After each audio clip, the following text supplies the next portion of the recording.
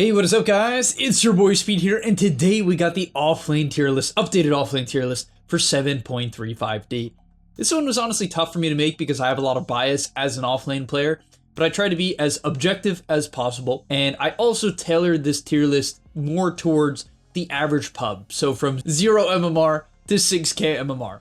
And so without further ado, let's talk about the worst offlaners all the way to the best offlaners, and let's get into it. Alright, before we get into the main part of the video, I do want to let you guys know that I'm not only posting videos here on YouTube, I also frequently post videos on the website. If you don't know what I'm talking about, almost every single day I'm posting a new video to the GameLeap website. We're going to teach you guys in depth about how to get to the next level. So if you want to become absolutely broken, click the link down below and sign up. Alright, starting off in the D tier, I always like to keep Witch Doctor because I miss the days when Witch Doctor was a healing offlaner. I miss the days, but he's in the D tier. Also Batrider. I actually also like playing Batrider offlane, but he's just too hard. Like for the average player, I mean, which sounds like an insult, maybe it is, you guys suck. Batrider's just too hard. It has to farm in a very specific way. It has to hit very specific timings in order to fight and then find the right angles. It's mechanically difficult. It scales in a very bizarre way. You have to get to level 20 and 25. It's just too hard for the payoff. And I think Mars is the same way, where like, Batrider and Mars, the higher MMR you go, the better. And basically the reason why heroes like Mars and Batrider are better the higher you go is the pace and the speed at which they kill waves and creeps. So you might be like, why is Mars in D tier if I see pros picking it constantly? Well, first off, I actually think this hero is going to drop in popularity in the pro scene.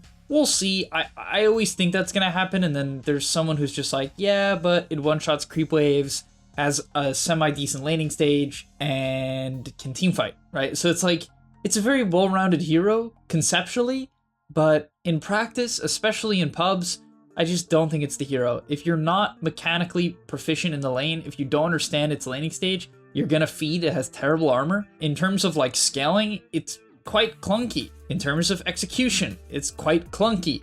This hero is just hard, and the payoff is not there for your average pub player, and so I actually believe it is a D tier hero. Okay, now getting into C tier, it's a shame to see Lone Druid all the way down here. It's one of my favorite heroes in Dota, so trust me, it hurts to put him here. But yeah, just too many nerfs in a row. They nerfed the bear cooldown, primarily in the bear movement speed. You guys know how I feel about movement speed. He lost 40 movement speed on the bear at level 1, and his level 1 respawn timer is like 30 seconds longer. It was just, the hero got kind of killed.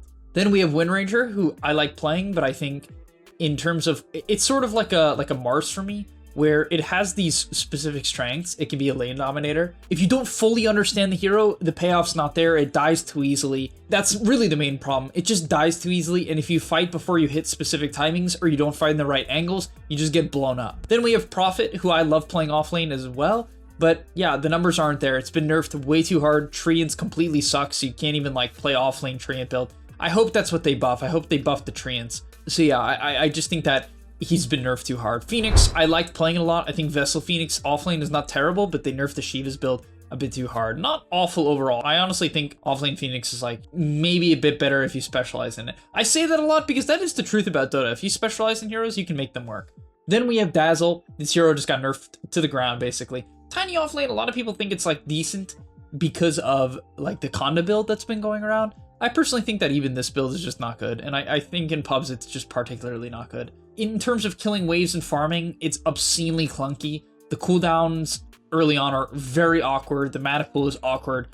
They just nerfed the E and the damage that deals early on, so like, I just don't think Tiny's there. Ember Spirit I left in here from the Mage Slayer days, because he still can do that build, but his bad laning stage and the nerf to Mage Slayer hurts him a bit too much. In fact, he could probably be more like here. Then we have Weaver offlane. I think like Vessel Gleipnir Weaver is pretty damn good, honestly, and could be more like here.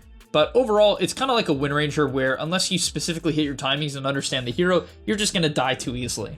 Then we have Razor, who I think in high MMR is more of an A tier or high B tier hero due to the scaling potential of the hero.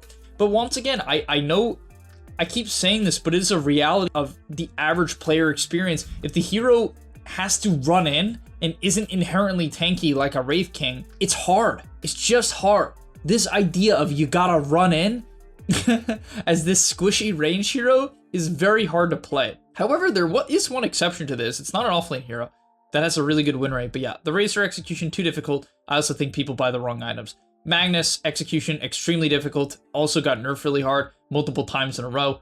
And I think people don't even know really to buy on this hero nowadays. Wraith King is a Radiant Spire, which is a great item in the current meta, but the numbers got nerfed a little bit too hard. Doom, I've seen some people still really like Doom, still mess around with Doom, just still rushing Shivas. I've seen some actually Midas Octarine builds, so people are still messing around with Doom. Infernal Blade is still really, really strong at level 1. They buffed it back in the day from 16-second cooldown to 13-second cooldown, and that was like part of the reason the hero spiked in the meta. But overall, the win rate's not there, the wave shove isn't there. When Doom is on cooldown, this hero's a bot, and people will just take team fights anyway. And in pubs, like, people just don't pay attention to your cooldowns, and it makes playing a hero like Doom very difficult. Then we have Visage. No one plays Visage, and I don't think the hero is very good. Then we have Brood. No one plays Brood. I do think this hero is a better mid than an offlaner. I think as a mid, it can play really fast and like gank the side lanes, but it just has too many losing matchups in the offlane and doesn't have a build that really stands out to me right now. I think the Phylactery into like later Conda is cool, but Then we have Beastmaster, who I think if you specialize in the hero is an A tier or high B tier hero, but the win rate just doesn't show it. I think honestly the more powerful item build in this hero is Ags, but it's funny, they buffed Helmdom and a bunch of people went out and they're like, we're gonna go play Helmdom Beastmaster.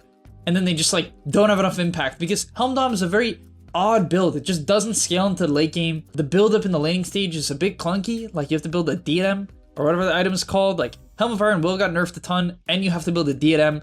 Like it's just a clunky build. The Ags Beast I think is honestly pretty good and it would put the hero like here in pubs if the only item that was built was Ags. But they buffed Helm so it's tempting and I think the Helm build can be here with specialization. Okay, then we have Primal Beast, mechanically difficult, kind of suffers similar issues as Doom, where like in order to clear waves, you have to use pretty long cooldowns, and it can feel kind of bad and clunky for players who don't understand how to like optimize it. And really, the main way to optimize it is simple: you just drag waves to creep camps, so you get enough value where you don't feel bad about using it. Then we have Venge Offlane. I think in certain matchups like Faceless Void, it's good, but I think it like in the current meta with Void being not as popular, it's like here where if Void was in the meta, then it would be a bit higher. Then we have Omni Knight, who I've seen some people having a lot of success on, and maybe this one will rise as I watch him more. The Phylactery Blink build can really explode people. The buffed ulti, I mean, you have really low ulti cooldown. You can really keep people alive against heavy physical damage team comps, and it has some of the best talents in the game, like base damage increase, repel duration. It has some nutty talents. Then we have Tidehunter. They nerfed Vlad's and Mage Slayer, and it dropped the hero's win rate, but still, it's a frontliner. You can still build these items, and it feels pretty okay. Veno, I like Vessel Veno the most, but the most popular build right now is Kaya Sanj and like bots Ags. And yeah, people seem to be doing okay. Then we have Nyx Assassin, who I think in pubs is a pretty good hero, actually. You just go Dagon and you assassinate people. Then we have Dawnbreaker, who I think actually the main build right now should be, frankly, probably just Ags Rush. Maybe Mataboot's Mech Ags, even offlane. Basically, the angle I see on this hero is I think the Ags is still incredibly strong, like one of the best in the game. And I think it keeps it in the middle of B tier. Also, the execution of this hero is pretty simple. It's a pretty reliable laner. It's easy to play. It has low cooldown wave shove. Like, I'm a fan of Dawn. I think the hero is decent. It just has clunky scaling. And the main way you frankly have to scale is just strictly through Ags. And then when your ult is on cooldown, you're pretty useless. And that is the drawback of the hero right now. Then we have DP, who, man, it's tough. I almost feel like the hero could be like A tier. I really think DP could be an A tier hero, but I don't know. There's still something off about this hero. I think it's the ulti. Like, they just nerfed the movement speed as well, so it is a nerfed hero. It buys Eternal Shroud, it buys Kaya Sanj, which are very buffed items. It buys Shiva's, which is still a strong item even after the nerfs. But it's just like, I don't know, ever since they made the ulti do half damage to buildings, like way back in the day, just hard. Just a hard hero to execute on. However, you can be a very dominating frontliner. You can have 3k HP on this hero at like minute 25 with the 15 talents. So there's a line. Then we have Enigma. Nothing special, the hero got nerfed, but it's just like a pretty good laner that scales into the late game. Then we have Viper, who I think the Mage Slayer build is still the way to go. You can get very tanky, you scale reasonably well. You just got to have the right matchups. If you pick it in the right matchups, it can be a A-tier hero. But on average, it's just a middle-of-the-pack B-tier offlaner. Then we have Legion Commander. I think Blade Mail's in a good spot, and I think Legion tends to be a very good pub hero due to the innate scaling. I think also Blade Mail is a very broken pub item because people tend to go Glass Cannon in pubs, right? The more you see these item builds from carry players, mid players, that are just heavy Glass Cannon, the more you get punished by heroes like Legion and Axe, right? Who are going to buy Blade Mail and force you to hit them. And so yeah, Legion, even though I think at a high tier, just after all of her nerfs, is more of like a C tier hero. I think in pubs, due to especially how people build, it's a high B tier hero. Then we have Underlord, who got buffed very heavily recently. They buffed the E. They also buffed his Ags quite a bit. Always a good pub hero. Ease of execution, buys very useful items. It can just buy whatever is good for the game. You need a pipe, buy a pipe. You need a Vlad's, buy a Vlad's. You need a Crimson, buy a Crimson. You want Greaves, buy Greaves. You want to go Atos, be a control hero, you can be a control hero. Underlord can truly do it all. It's one of the most flexible heroes in Dota in terms of items. It's got a very reliable laning stage for pubs. And yeah, it just got buffed recently, so definitely a B tier hero. Sand King, funny enough, I thought the base damage increase by 6 would make its win rate go up, but it's gone down by quite a bit. Still one of the highest win rate heroes in all of Dota. It's not good in high, well, I say that, but on Dota 2 Pro Tracker, the win rate's good. On Dota Buff, the win rate's like 52. But I don't know, I don't get how this hero's win rate is so high. It's like, it's such a clunky laner. Like, there's so many matchups that just are unplayable. Maybe if people are bad at laning, you can just get away with it or something, but I don't know, man. Sand King is such an anomaly to me. Ever since they literally nerfed the hero a bunch, they nerfed Shivas. It's like, how is this hero still high win rate? I'm not gonna lie, I understand most of the heroes. Sand King, I really don't get. Then we have Ogre, who I actually do have in high B tier. I think Midas into just a bunch of auras is like incredibly useful, and you have high impact in pubs. Like, I really believe Ogre is just this good pub hero, good offlaner. You just buy 4 gauntlets. I have guides on it, either on YouTube or on the website, I forget. Then we have Pudge. I actually do think Pudge is a very good pub hero. I think Eternal Shroud Ags, Kaiasan is just like extremely dominant, very powerful. I think in the lane, like, just try to hook the support. You can get a lot of kills, and yeah, you just go from there. I mean, Shivas is great too on this hero. Then we have Necro, who I think the higher you go, the worse it gets. But I think because like you can punish this hero early on, but I think in your average pub, you just buy like Dagon. They also buffed Dagon a ton, which is like the popular noob Necro build. They buffed this item really hard. It gives a ton of spell lifesteal now. The stats are better and the cooldown's better. So like, this hero really is just way better now if you go that build. And I think Dagon Shard is the way to go. You go Dagon Shard. Shard is really important to see one-shot waves. Like, please guys, if you're gonna play Necro, buy the Shard. Then we have Winter Wyvern, who stands the test of time as an offlaner, even with the Mage Slayer buffs, which is the primary build. I think Orchid on this hero, even though that was also nerfed, the Mage Slayer nerfs and the Orchid nerfs, you think would hurt this hero enough. They even nerfed Parasma. Like, every item this hero would buy got nerfed, but none of them that hard. Like, I think this hero would be more of like a low A tier if it didn't get any item nerfs. But I think due to the fact that it got nerf, it deserves to be high B tier. You just scale, like that's the name of the game of this hero. Just scale. It's just such a dominant hero, does so much damage. You just gotta learn how to click the buttons correctly and you'll be chilling. Then we have Spearbreaker, who has seen a rise in popularity again, which is just funny. This hero always sneaks its way back in. It's the same as before, it just one-shots waves and such, and it gets in the way. I think ever since it was popular, it never really got nerfed hard enough to completely fall off, but sometimes people stop picking heroes because like the pros stop picking it. And I think this was an example of this where like the hero's been fine, but the pros stopped picking it, so it's just fallen out of like the discussion essentially. But it's still been good. It still charges people. It's still a reliable laner, especially for pubs because it's tanky. So yeah, it's fine. Then we have Meepo. Even after all of its nerfs, high B tier hero, especially if you get the right matchups. Anti-Mage, very popular here in the meta. If you can pick Meepo in the AM, for instance, like it's just, you have such a clear matchup. I think also in the Lifestealer, it's like pretty decent from what I've heard. It has some pretty good meta matchups. I think Void was the main one, which I had Meepo in A tier, but after its nerfs and the fall off of Faceless Void, I think Meepo falls down a tier. But I still think it's a very good hero. Then we have Abaddon, who I actually think is a better support than offlaner, because like I think the main build before was like Vlad's Mage Slayer, something along this line. But people are still going Echo Saber into Manta, and then into Harpoon, and it looks pretty good. Like they just nerfed the Manta, which hurts this hero. It is the literal highest win rate hero in all of Dota right now. It is at a 55% win rate. Like the fact that Abaddon's the highest win rate and you don't see it at all on the pro scene, except some Chinese teams pick it as a 5, is like crazy. I think this hero is better than people give it credit for. I think healing in general, like healing strats in pubs tend to be good. Like shit that just either buys mech or frontlines, like Wraith King, even though I have him in C tier, with how much this hero's gotten nerfed, you'd expect him to be literal D tier trash. But like honestly, in really low MMR, it's probably a high B tier hero. And Abaddon is just one of those heroes where its laning stage is really, really easy. Mechanically, it's really, really easy. Its farming is not that good. Like its ability to kill waves is kind of trash. And so that's why in Heimamar, it just doesn't stand the test, right? Like in Heimamar, if you lack Wave Shove, your hero's win rate will just decrease as a result, the higher you go.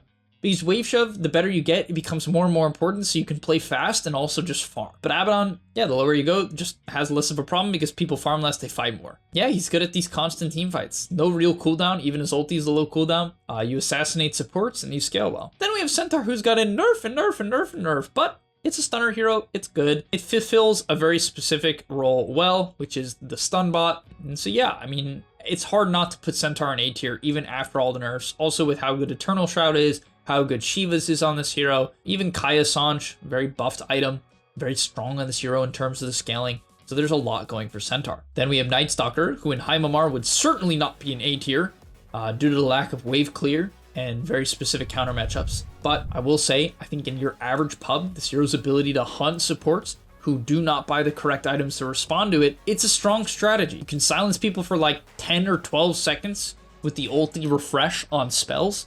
But would I recommend this hero if you're 8k? No. If you're 2k, 3k? Yeah, I would. It's easy to play. The laning stage, you literally just CS, and the execution in teamfights is find someone, click silence, click your Q, ulti, silence them again. And you've won your team the teamfight by killing supports. The problem is if people buy 4 staffs and ghost scepters, it's a lot harder to do that. Also, the hero's wave clear is completely non-existent. So you are fully reliant on lane creeps and having a good lane to have a game. If you lose your lane on this hero, it is straight up GG, and that's why I would never personally main this hero. I think it's niche okay. Then we have Axe, who is one of the highest win rate heroes in all of Dota right now, and I will admit, I think the hero is a bit underexplored by pros. Problem with Axe tends to be its wave shove is clunky, right? It has to walk into the wave and like spin 3 times to kill it, so it's not good at that. If it gets gone on, it just dies.